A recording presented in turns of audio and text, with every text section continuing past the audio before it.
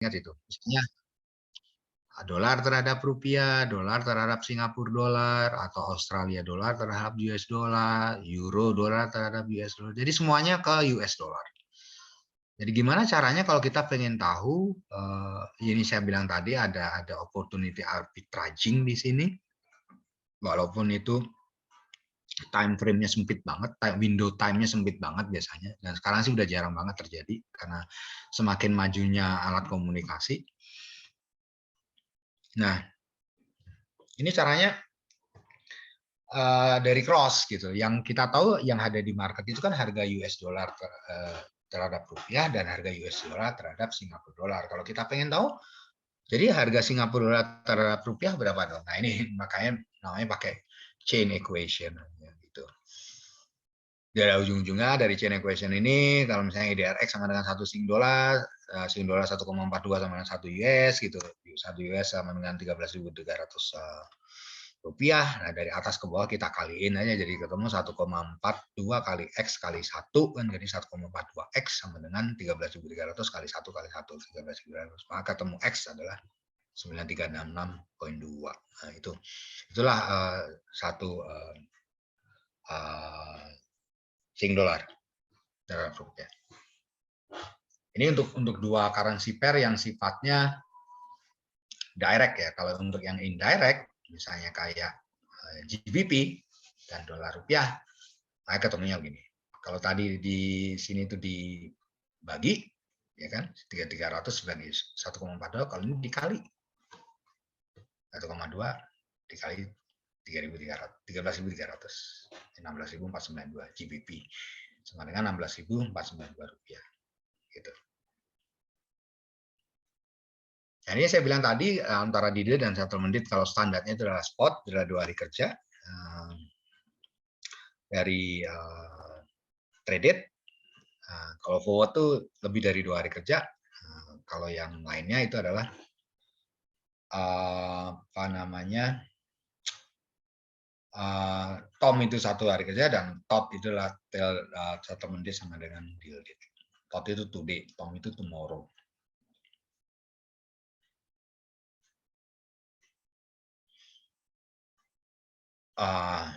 Ini kita pas aja ya kalau saya sih apa namanya risk yang terkandung di dalam FX.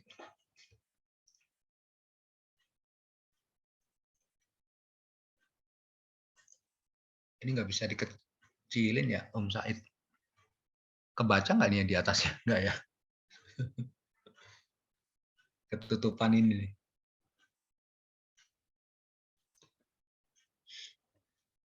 Fungsi produk derivatif di Indonesia.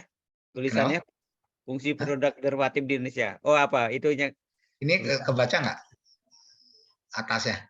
Fungsi produk dari kebaca ya? Oh, jadi saya sendiri yang ketutup ini ya. Ya ini derivatif saya, tapi saya penekannya lebih ke sini ya teman-teman. Jadi sebenarnya sih derivatif itu fungsinya seperti hanya yang non derivatif gitu. Dia bisa dipakai untuk cari duit dari pergerakan harga. Karena derivatif sebagai produk itu pun seperti hanya komoditi, dia harganya bergerak gitu.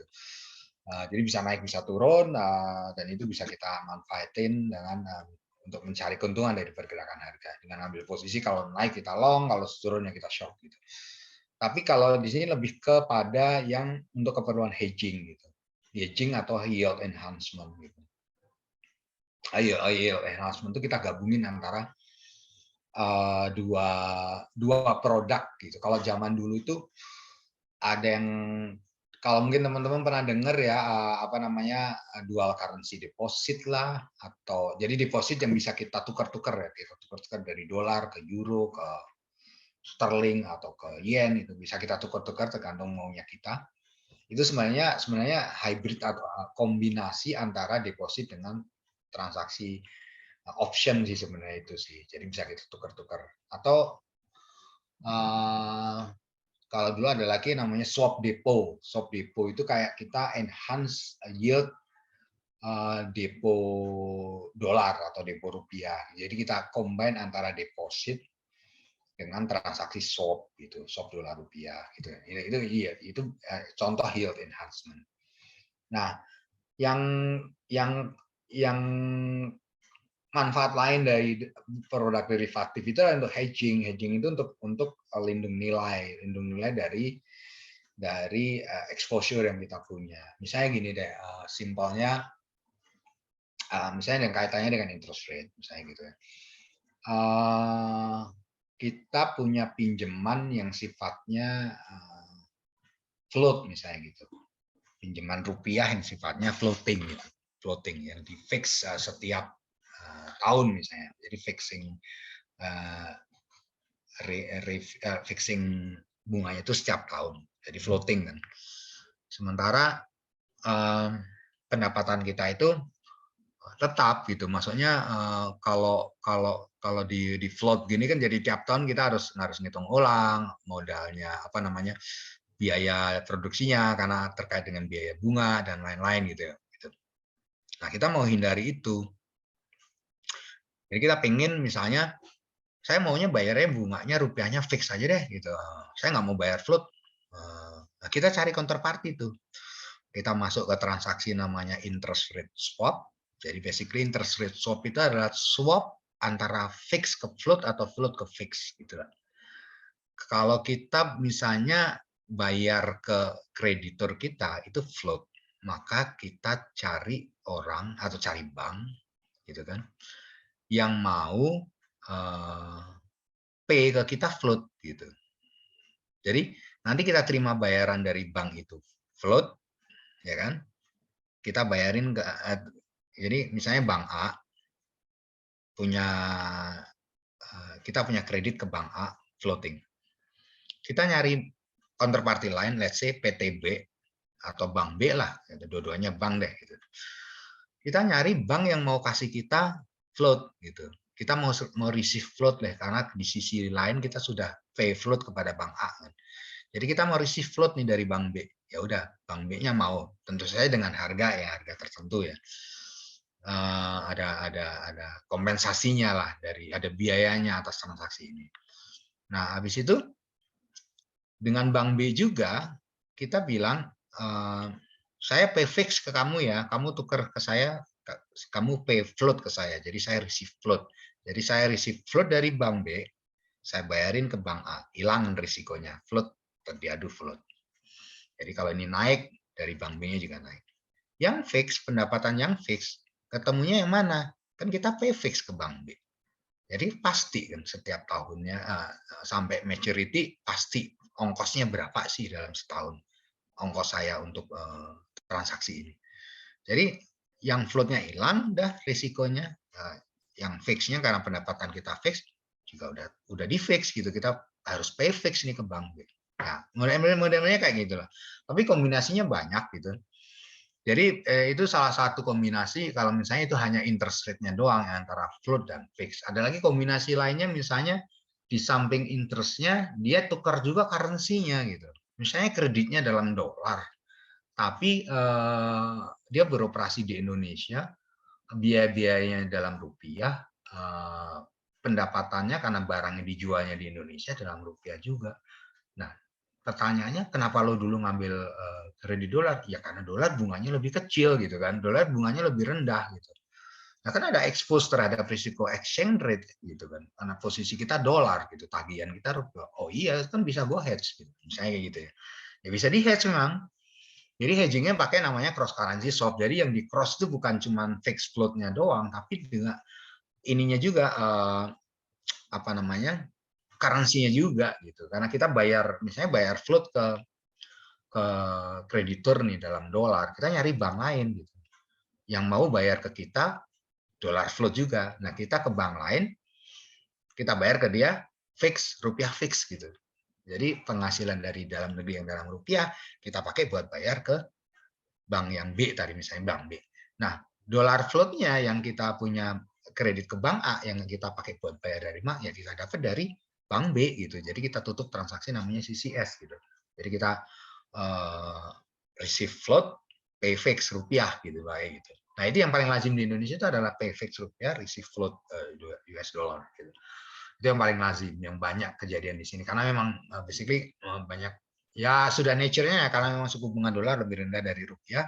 Di saat-saat seperti ini, di saat-saat environment suku bunga rendah gitu, bahkan dolar kan dekat zero ya, sebelum Fed kembali masuki siklus naikin suku bunga. Bahkan terakhir kemarin ya, atau hari tadi ya, kemarin malam atau tadi pagi waktu Indonesia. Fed kan naikin 75 basis point, hike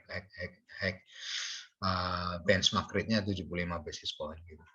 Jadi ya sekarang sih udah naik-naik terus. Dulu zaman pandemi dulu itu kan suku bunga dolar itu kan bila dibilang nol lah gitu. Kalau di sana nol gitu.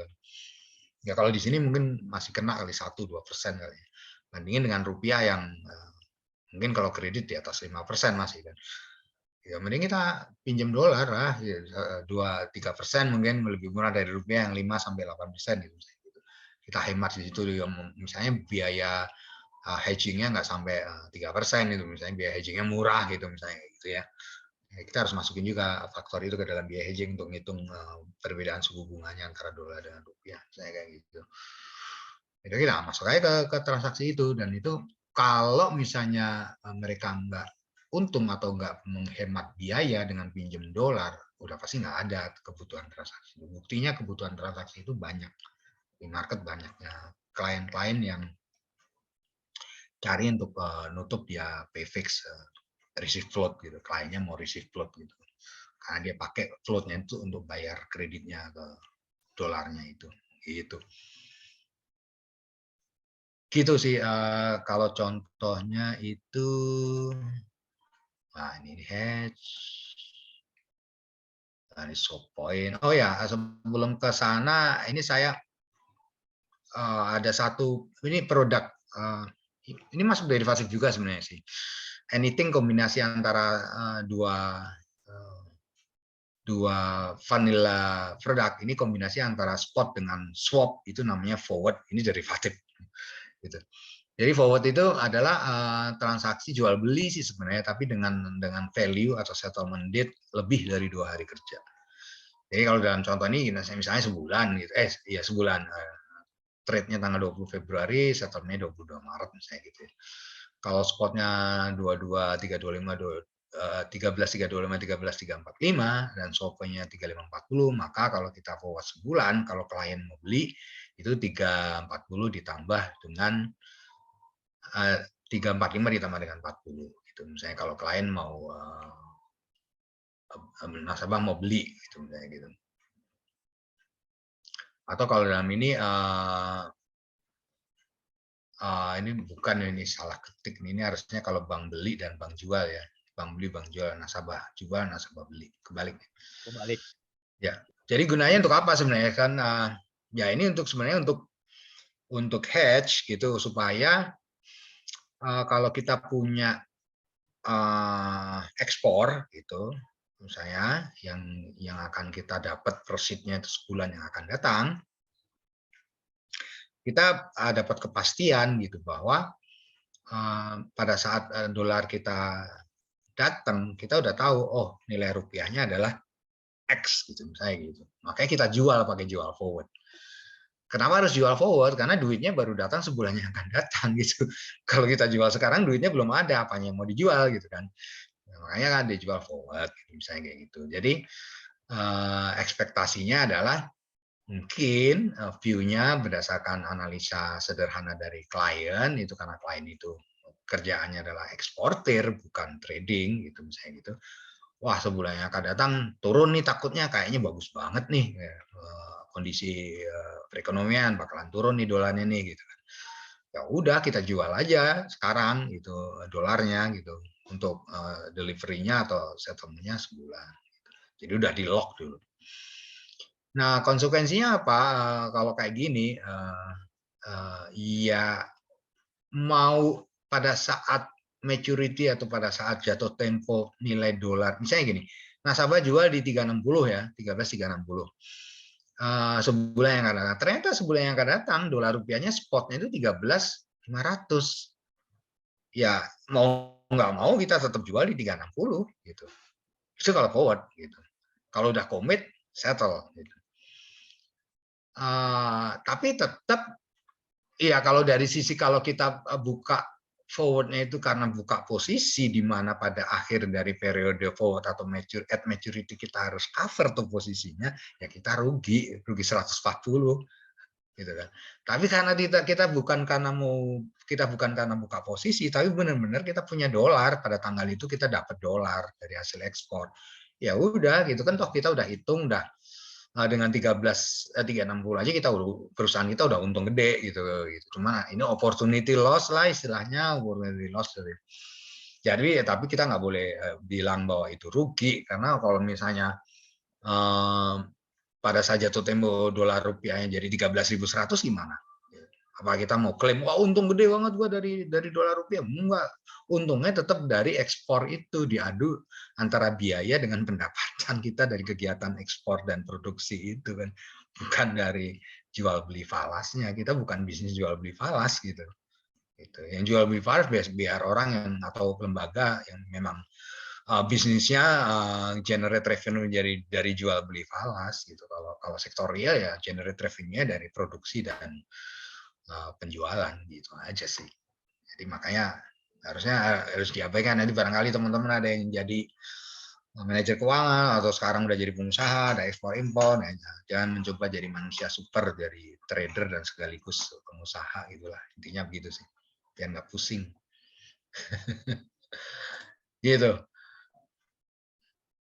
Nah, ini kalau ini contoh kita lewat aja ya, contoh ini nggak bakalan dilihat sama teman-teman kalau kecuali kita kerja di bank dan di bagian treasury. Ini yang saya bilang tadi, cash flow-nya udah pasti, kewajiban settlement tetap harus kita jalankan, apapun kondisinya. Ini unwind atau early termination boleh ini, atau rollover boleh, gitu. Tidak ada biaya transaksi betul, biaya hedging dikuasai dalam. Biaya hedging sebenarnya nggak ada, officially nggak ada ya biaya hedging, cuman kan karena mungkin bank biasalah ngambil margin antara harga dia cover dengan harga yang dia berikan ke klien, biasalah. Tapi itu sebenarnya bukan biaya hedging, bukan biaya hedging. Nah, ini saya sih agak nggak cocok sih, Bang. Sebenarnya lebih sebenarnya harusnya opportunity gain or loss, bukan real gain or loss. Inilah bedanya forward dengan nanti ada lagi satu kalau kita mau hedge pakai namanya option. Karena option itu kalau harganya lebih bagus dari strike ya optionnya nggak perlu kita exercise gitu kan. Kita mending beli dari market atau jual dari market aja tergantung dari posisi option kita kan gitu. Karena option itu bukan kewajiban, option itu adalah hak untuk membeli atau hak untuk menjual sebuah currency gitu. Tapi bukan kewajiban. Kalau kita masuk ke kontrak forward itu udah kewajiban. Kalau kita masuk kontrak jual dolar terhadap rupiah, ya itu udah kewajiban pada saat jatuh tempo kita harus jual dolar. Begitupun sebaliknya kalau kita kontraknya beli ya harus beli dolar. Nggak bisa dibiarkan lapse. Nggak kayak option, kalau harga market at maturity-nya lebih bagus dari strike, ya udah kita biarin aja tuh lapse si optionnya gitu.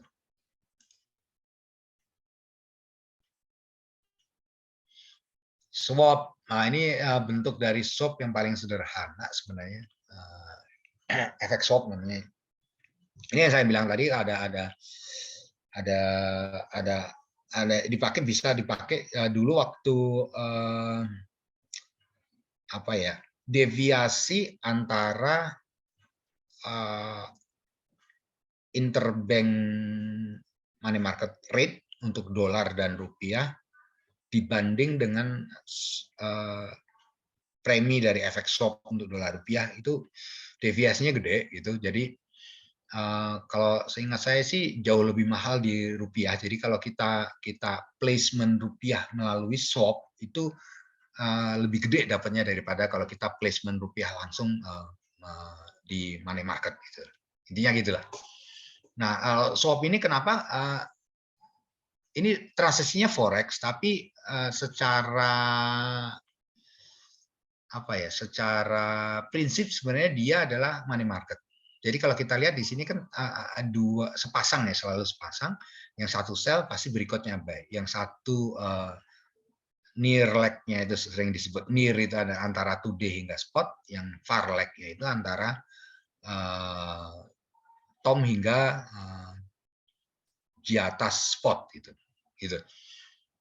Ya, kalau kayak gitu kan orang jadi bingung ya, ngapain sih orang kurang kerjaan aja gitu misalnya, apalagi yang sell buy ini, kan kurs buy-nya lebih tinggi daripada kurs sell-nya kan, artinya kita pasti rugi kan di transaksi ini, pasti keluar duit gitu. Misalnya ini sell buy,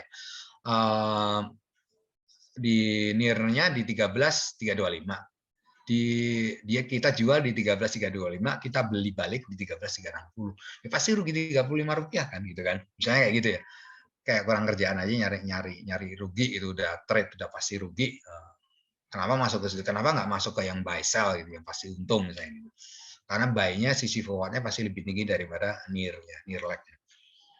Karena ini sebenarnya ada transaksi seperti placement borrowing sih, basically seperti placement. Jadi gini, kalau kita sell kan di depan kita, kalau sell kita udah punya barang yang di sell-nya udah punya kan. Dalam hal ini kita udah punya dolar ya.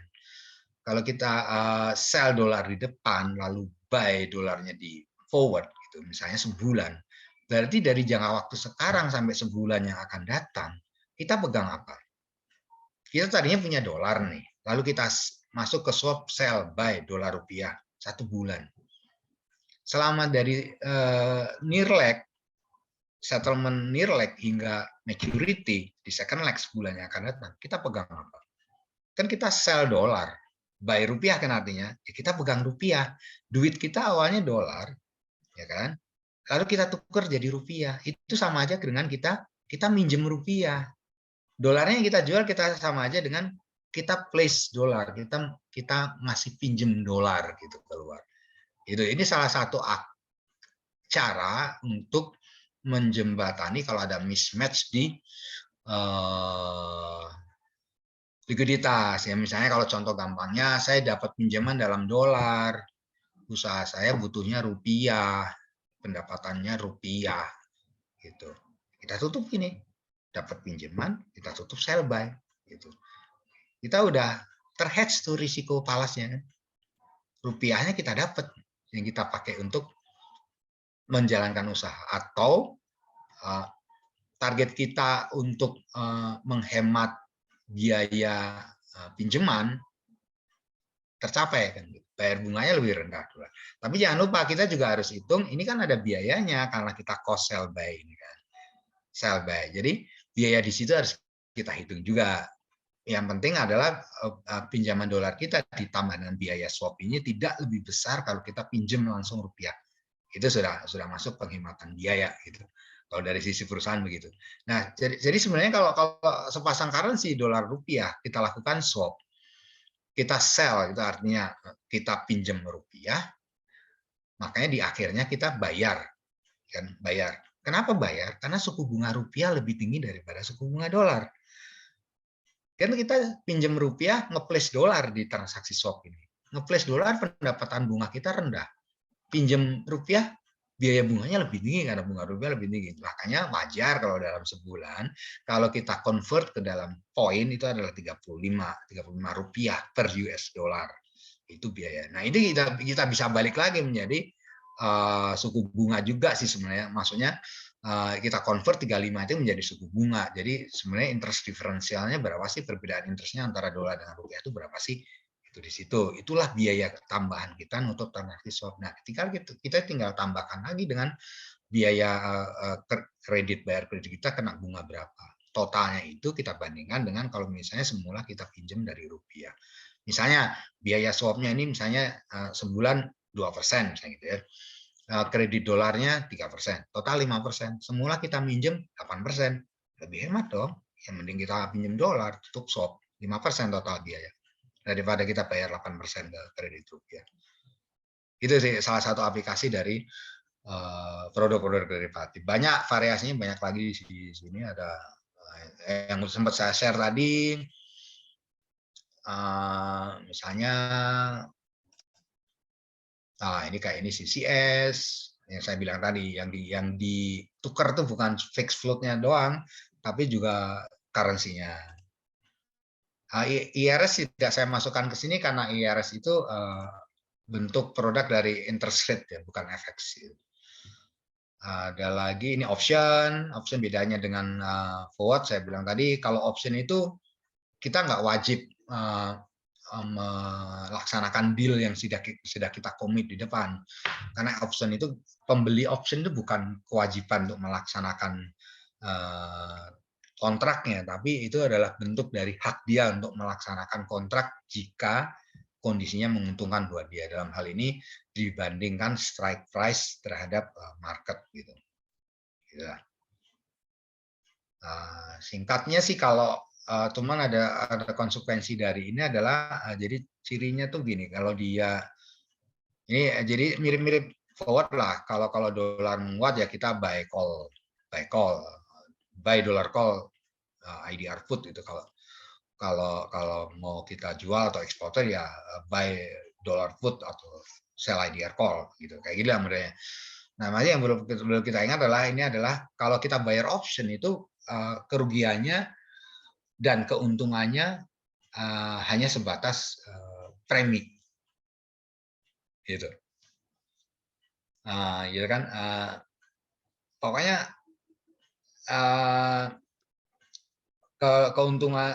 kerugiannya itu hanya sebatas premi, gitu. Si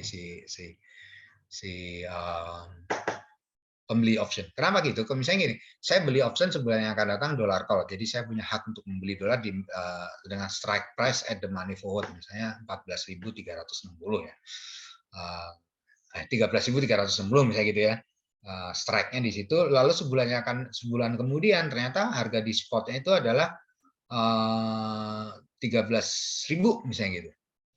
Ya udah, saya tinggalin aja ini optionnya biar lapse aja gitu. Lalu saya beli dolar di market aja daripada saya beli di 13.360, ngapain gitu. Kan beli di market 13.000 misalnya gitu. Jadi beda dengan forward contract. Kalau forward contract ya kita mau nggak mau harus jual di 13.000 gitu. Cuman bedanya adalah kalau forward contract nggak ada bayar premium di depan atau nggak ada gitu. Kalau ini ada gitu. Kalau forward itu kita bayar atau terima premium simply karena perbedaan suku bunga antara dolar dengan rupiah.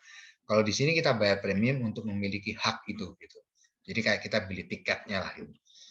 Itu makanya kalaupun kita rugi, ya ruginya ya sebesar premi. Tapi kalau kita untung, kemungkinan untungnya unlimited gitu.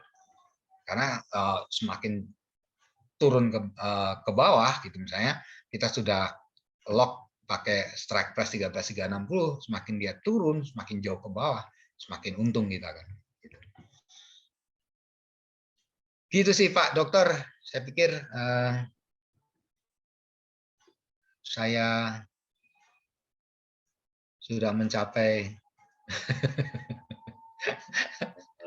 maturity-nya.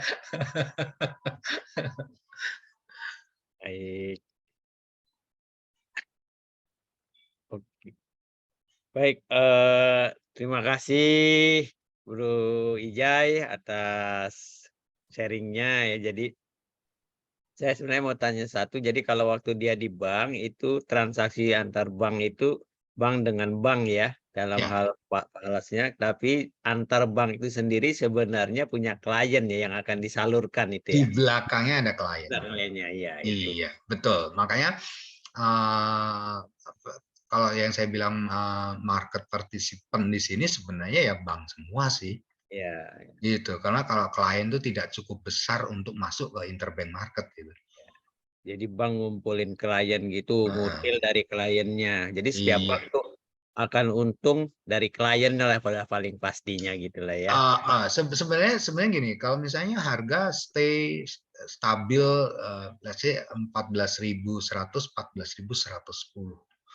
Dan kebetulan fungsi bandar di sini jalan. Maksud saya fungsi bandar begini, klien yang beli jumlahnya berimbang dengan klien yang jual. Ya. Bank nggak perlu ngambil margin, dia udah dapat 10 rupiah, ya kan? Bener kan? Kan Nah klien gitu. jual di 14.100, klien beli 14.110, udah bank nggak perlu ngambil, harga saya di situ, saya nggak ambil margin, gitu kan, Ya. misalnya gitu kan, sok-sokan begitu. Dari Padahal karena spread itu ya. Dari spread bid ask-nya itu ya. betul, karena kan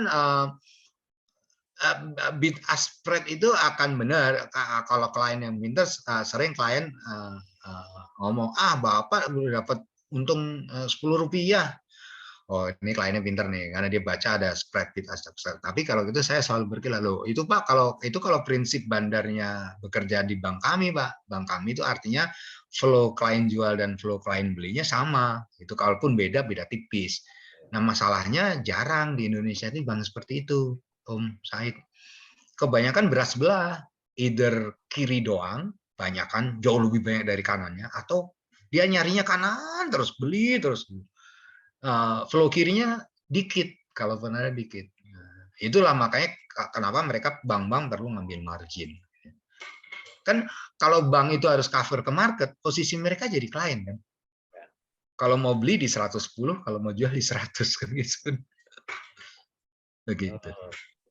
Baik, saya kira clear itu, dan ada lagi sebenarnya tambahannya plus biaya admin. Biaya admin sih kalau nggak tahu ya, kalau saya sih nggak pernah, kalau di bank tempat saya kayaknya nggak pernah ngesas, apalagi kalau kliennya korporasi ya. Oh iya, Nggak ada biaya admin. oke.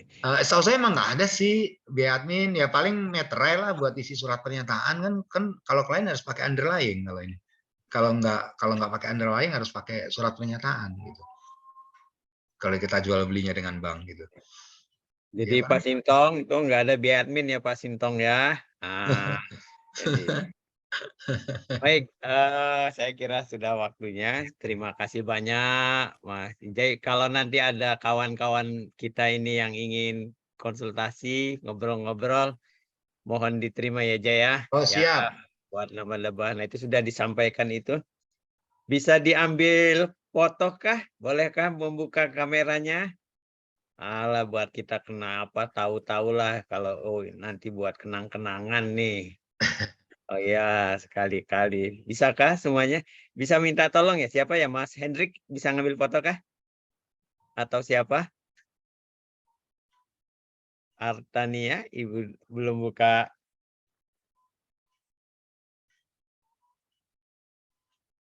Siapa yang mau ngambil foto ya, atau saya ngambil ya? Oke.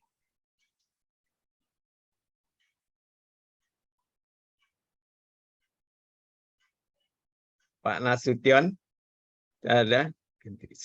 Oke, sebentar. Oke, Maya belum ya? Ya. Baik, saya stop dulu recordingnya.